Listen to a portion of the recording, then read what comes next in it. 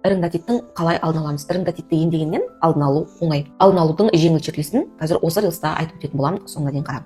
Біріншіден, тұмауды, мұрын ағуды дер кезінде емдеу. Ұзаққа созылған мұрын ағуы іріңді-отиттің жиі себебі. Екіншіден, дұрыс сіңдіріңіз.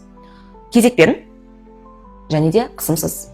Үшіншіден, құлақ мазаласа, құлаққа су кіргізбеуге тырысыңыз. Оған құлақ ауырсынуы және құлақтағы жағымсыз сезімдер жатады.